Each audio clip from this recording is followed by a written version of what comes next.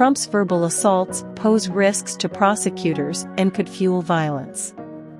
Trump has resorted to incendiary rhetoric to deter investigations and to rile up his base, experts say, and shows no sign of letting up.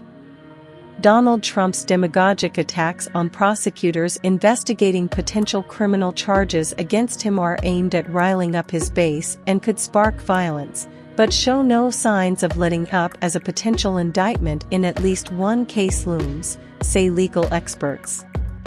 At campaign rallies, speeches, and on social media, Trump has lambasted state and federal prosecutors as thugs and claimed that two of them, who are black, are racist, language designed to inflame racial tension.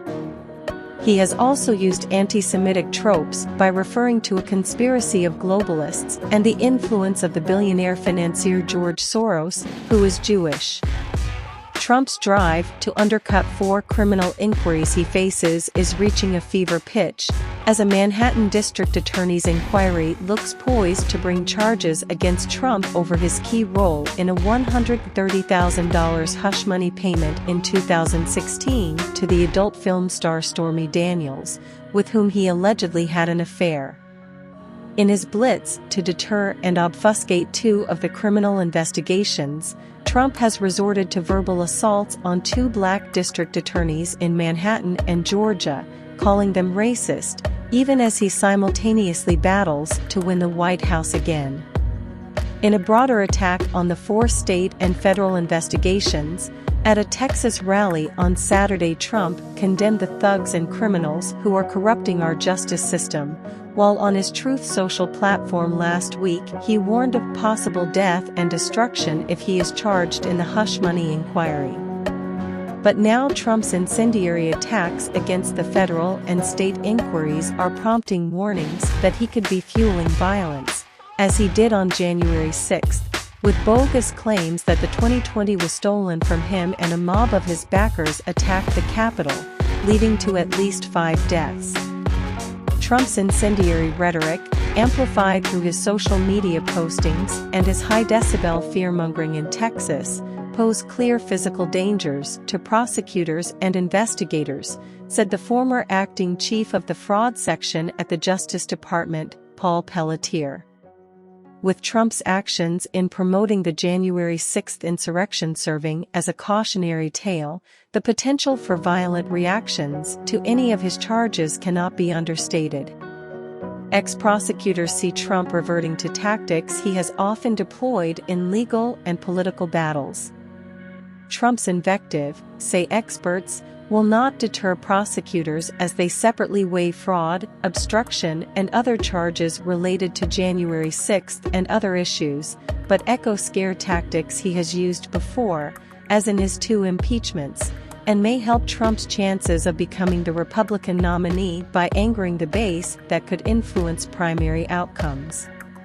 None of these accusations about the motives of prosecutors, however, will negate the evidence of Trump's own crimes.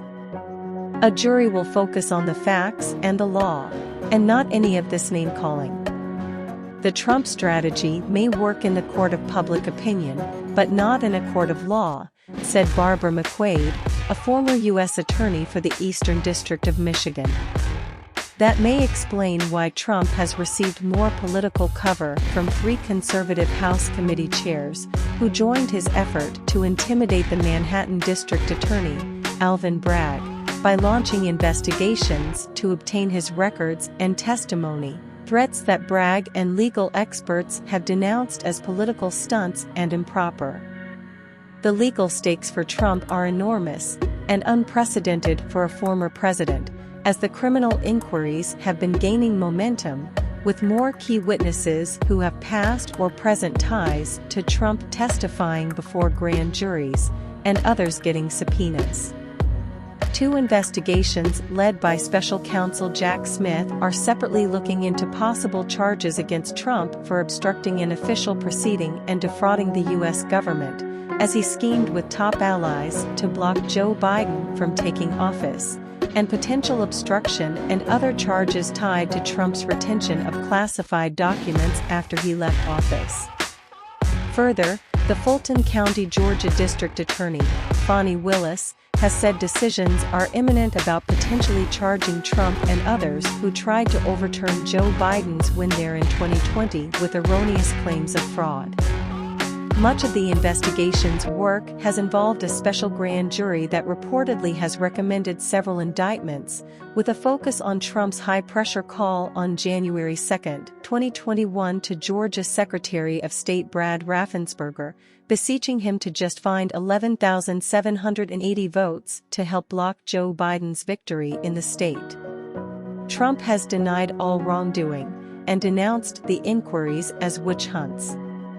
Little wonder, though, that Trump's squadron of lawyers has lately filed a batch of motions in Georgia and Washington, with mixed success, to slow prosecutors as they move forward in gathering evidence from key witnesses and mull charges against Trump.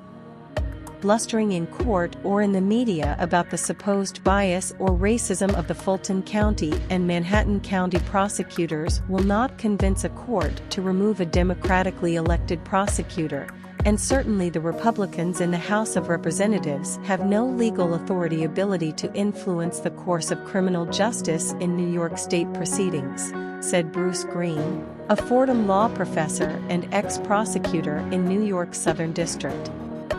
Green said, "None of Trump's moves, such as calling prosecutors racists, are likely to throw any of the prosecutors off their game.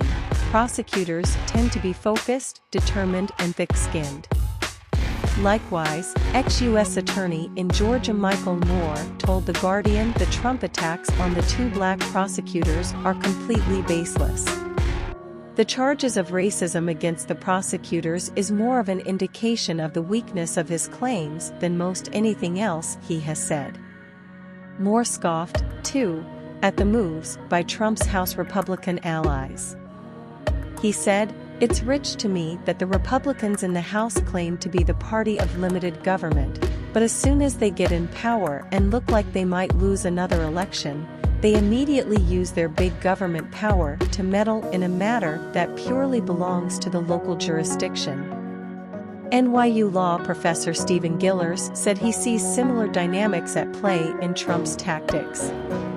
Trump cannot stop the judicial process, although he can try to slow it. But he can undermine its credibility through his charges and by mobilizing his supporters. "I see what he's doing now is aimed at them, just as he tried to discredit the election returns in their eyes and anger them with baseless charges over the steal." The weakness of Trump's legal moves was revealed in two court rulings in D.C. requiring testimony before grand juries from former top aides, including ex-White House Chief of Staff Mark Meadows in the January 6 inquiry, and one of his current lawyers, Evan Corcoran, in the classified documents case. The two rulings should give a good boost to the special counsel in his separate investigations of Trump's efforts to overturn his 2020 loss on January 6 when Congress met to certify Joe Biden's win, about which Meadows must now testify, and Trump's retention of classified documents at Mar-a-Lago after he left the White House, about which Corcoran has to testify.